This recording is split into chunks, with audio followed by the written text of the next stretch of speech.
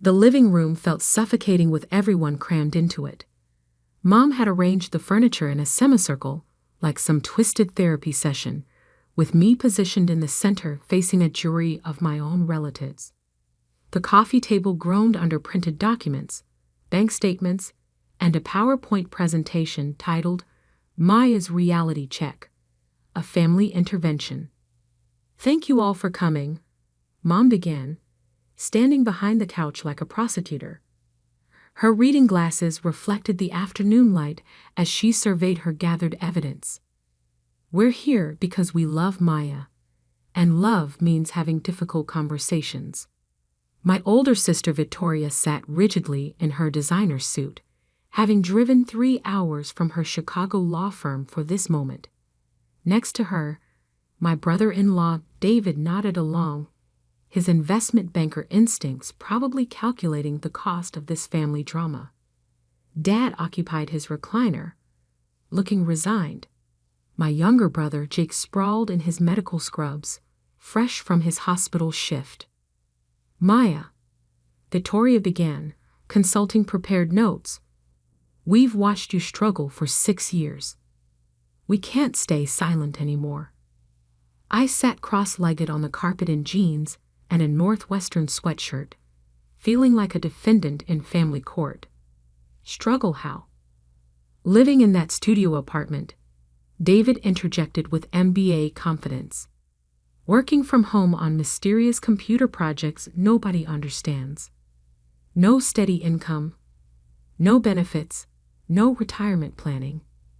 Jake leaned forward with his medical precision. "You're 29.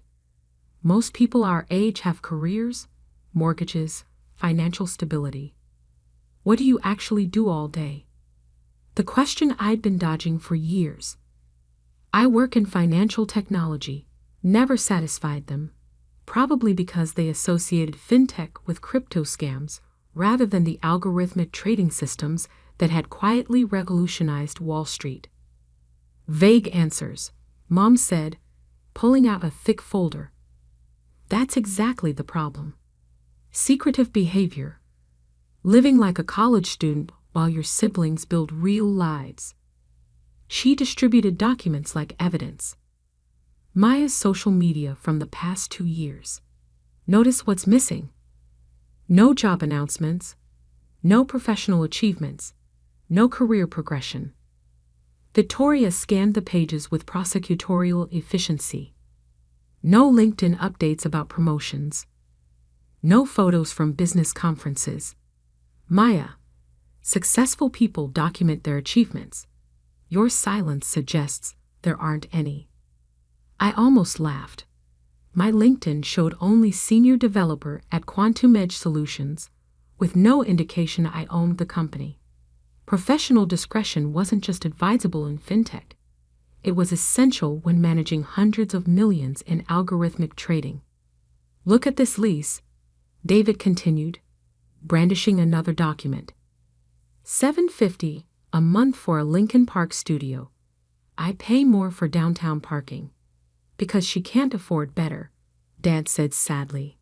"Sweetheart, there's no shame in needing help." Mom produced the main event, a glossy brochure for career counseling services. Dr. Rebecca Martinez specializes in helping creative types transition to stable corporate careers. "We've spoken with her," Victoria added. "She thinks you'd be perfect for data analysis or IT support. With your computer skills, maybe $40,000 starting salary." The number was so far below my actual income that I bit my lip to prevent laughing. Quantum Edge had generated $340 million last year, and they were suggesting $50,000 jobs.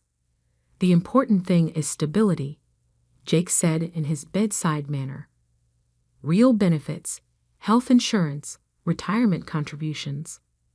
"I have health insurance." "Marketplace coverage," Mom dismissed. "Not real employer benefits. Your one emergency from financial disaster." If only they knew Quantum Edge's private plan covered everything up to experimental Mayo Clinic treatments. or that I'd donated more to medical research than Jake would earn in his first decade. We've looked at apartments too, David continued, producing rental listings. Nice one-bedrooms in Oak Park, more age-appropriate. Maya. Mom resumed her prosecutor's stance. We think you're addicted to this fantasy of being a tech entrepreneur. It's preventing you from accepting reality. The word fantasy stung.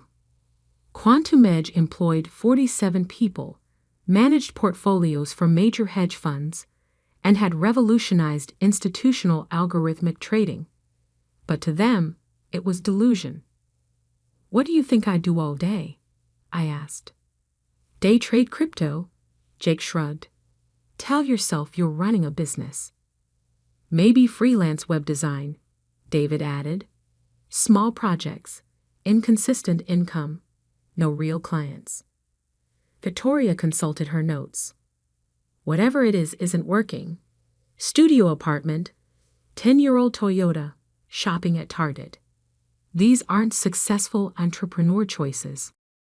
They weren't wrong about the externals. I deliberately maintained a modest profile for security and family harmony.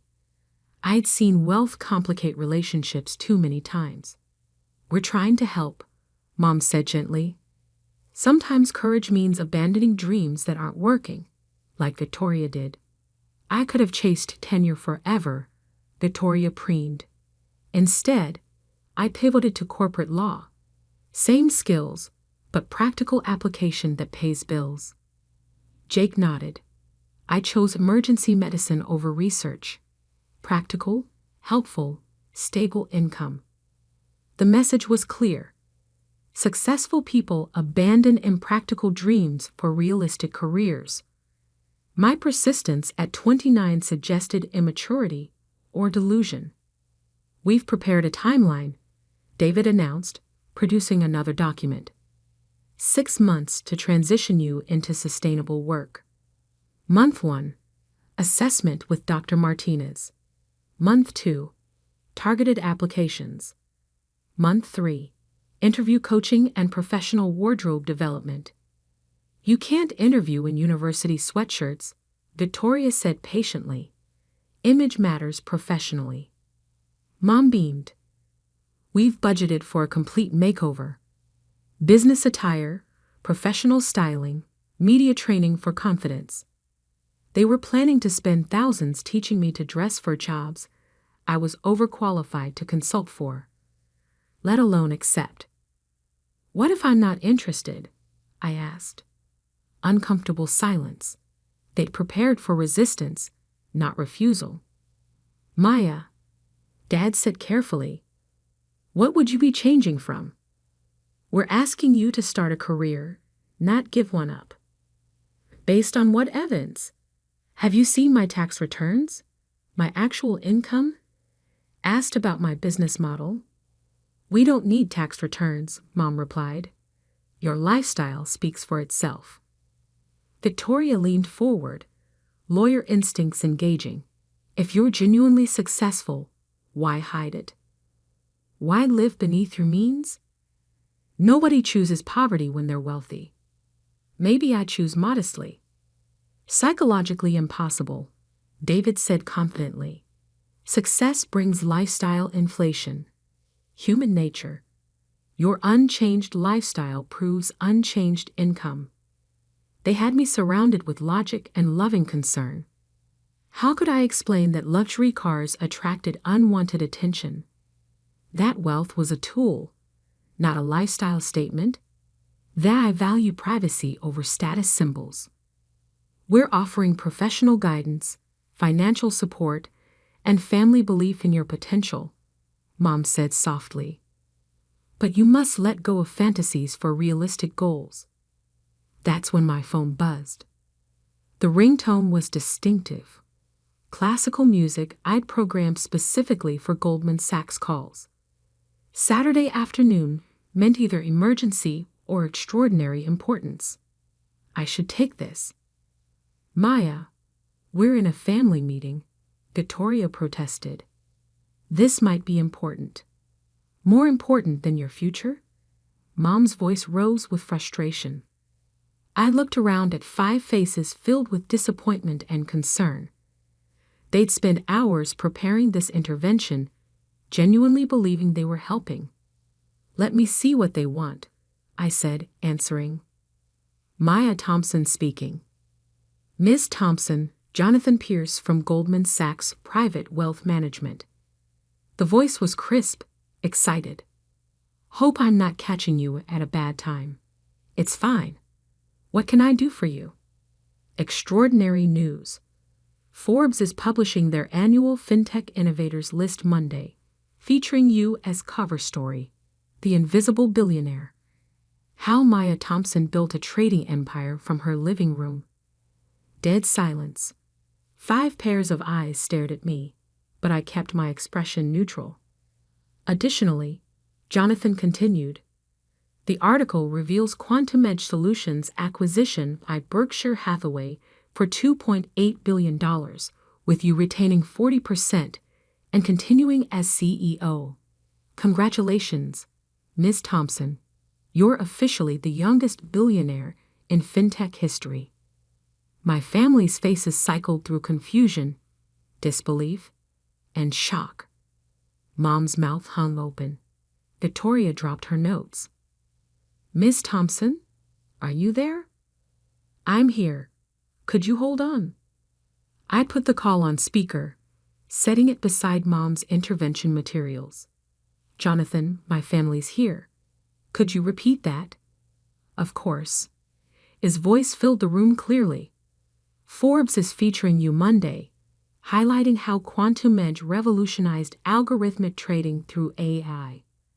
The Berkshire Hathaway acquisition values your company at $2.8 billion, making you the youngest fintech billionaire." Complete silence except for the hallway grandfather clock. The article explains how you built Quantum Edge from one person in 2018 to managing over $40 billion in institutional investments. Warren Buffett specifically requested the acquisition, believing your algorithms represent value investing's future. Jake stared like I'd grown a second head. David's MBA composure evaporated. Mom gripped her chair arms, knuckles white. "Forbes mentions your philanthropic work too. Anonymous donations to medical research and education traced back to your private foundation.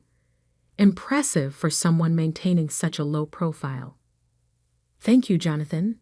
Email me the article preview and final acquisition documents." "Already sent to your private account. We'll need to meet next week about portfolio diversification at billionaire liquid asset levels." "Billionaire," Mom whispered.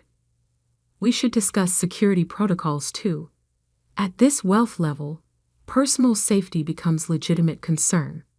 Goldman Sachs works with discrete security firms specializing in high net worth protection.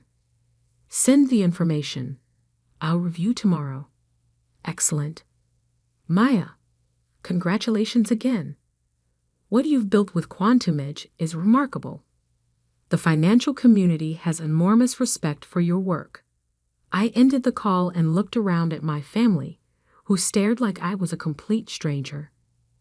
"So," I said quietly, "about that career counseling." Victoria found her voice first, croaking, "You're actually a billionaire." "As of the Berkshire acquisition, yes. But how?" Dad asked, his engineer mind processing the impossible. "How didn't we know?" "Because I didn't want you to know. Financial technology values discretion. When managing other people's money, the last thing you want is public attention or family drama affecting reputation." Mom shook her head slowly.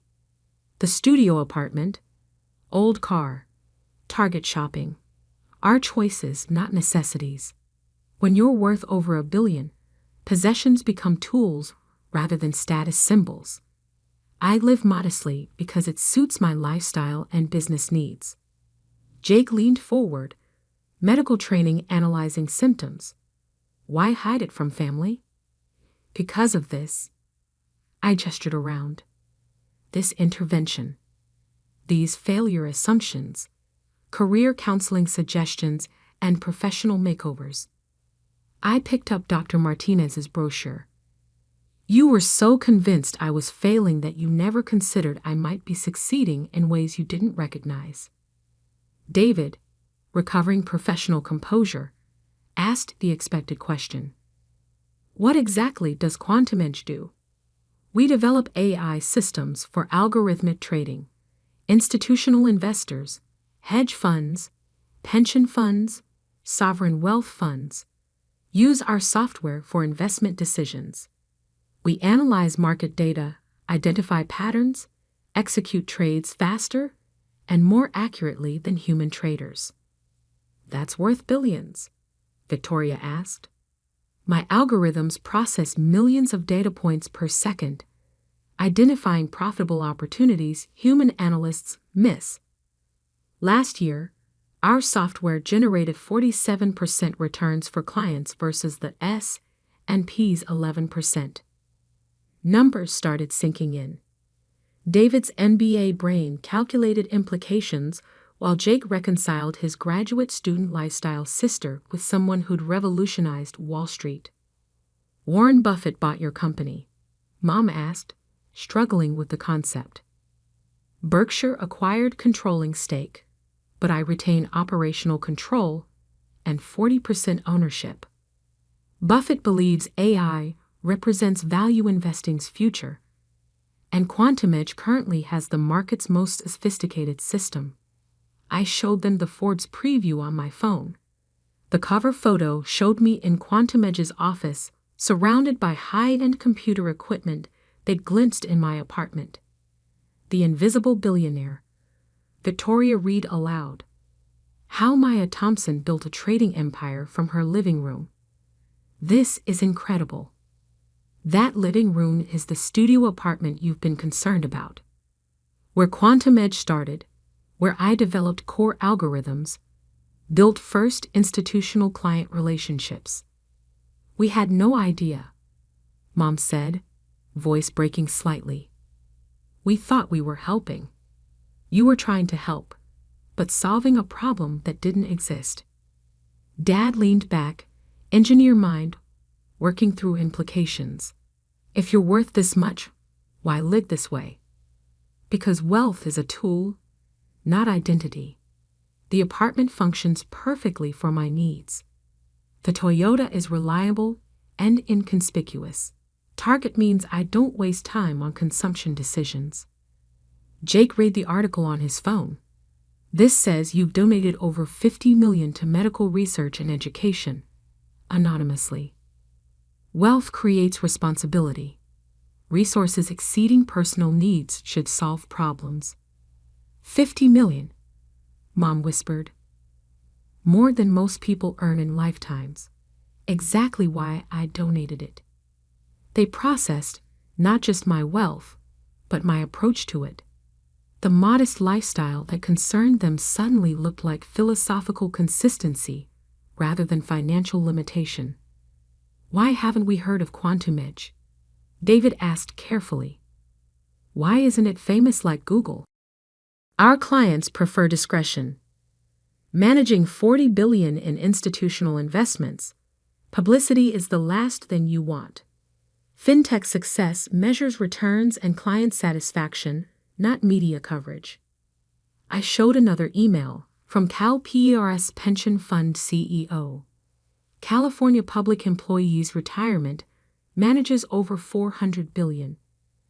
They're thanking us for their best returns in a decade. Victoria read over my shoulder.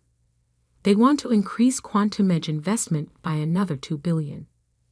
Institutional clients don't care about flashy offices or celebrity CEOs. They care about results. My algorithms consistently outperform markets, so demand keeps growing. The career counseling brochure looked absurd now, promising $40,000 positions while I managed billion-dollar acquisitions. What happens now? Mom asked quietly. Back to work. The Berkshire acquisition creates new opportunities and responsibilities. We're expanding internationally, developing new algorithms, probably hiring 50 more employees this year. Could we see your office? Jake asked hesitantly. I studied his face for genuine interest rather than wealth curiosity. Why? Because I don't understand what you do at all. I'm sorry we made assumptions. A start. Not complete family dynamic transformation, but acknowledgement that their success definition had been too narrow to recognize what I'd built. River North Office. 47 employees, custom trading floor, some of the most sophisticated systems outside the Federal Reserve. I could arrange a tour if you're genuinely interested. We're interested, Dan said firmly. Maya, we owe you apologies. Multiple apologies. You don't owe me anything. You tried helping based on incomplete information. My phone buzzed. Head of operations calling. The Forbes article was creating media frenzy, with interview requests from CNBC, Bloomberg, Wall Street Journal. Monday's official Berkshire announcement meant chaos ahead. I should head home. Monday will be incredibly busy preparing for what's essentially Quantum Edge's public launch. Of course, Mom said quickly. But Maya? Could we do better as a family? Learn to see you clearly. I looked at 5 people who'd raised me, supported me, and completely misunderstood me for 6 years. Not bad people, just people who'd made assumptions and built interventions around them. I'd like that. But it means accepting success doesn't always look expected. Being curious instead of judgmental. Asking questions instead of planning to fix non-existent problems.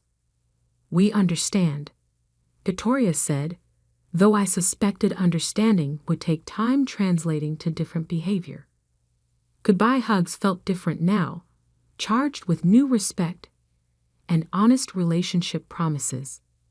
Driving home in my 10-year-old Toyota, my phone buzzed continuously with calls from investment banks, VCs, financial journalists. The Forbes cover would transform me from invisible industry insider to public figure, with all accompanying complications. But for now, I was just Maya Thompson, returning to my Lincoln Park studio apartment where Quantum Edge had been born 6 years ago in a converted closet serving as my first server room. Tomorrow, the financial world would call me an overnight success, sudden Wall Street disruption. But I knew the truth. 6 years of deliberate choices, methodical planning, discipline to build something meaningful, while everyone who loved me most remained convinced I was wasting potential. The Berkshire acquisition was just beginning. Quantum Edge would enter new growth and influence phases, with resources for even more sophisticated trading algorithms. But at its core, the company remained exactly what it always was, where mathematical precision met financial innovation, success measured in results rather than recognition. Pulling into my parking space behind the studio building, I thought about next Saturday's family dinner. Probably different this time, with new dynamics and deeper conversations.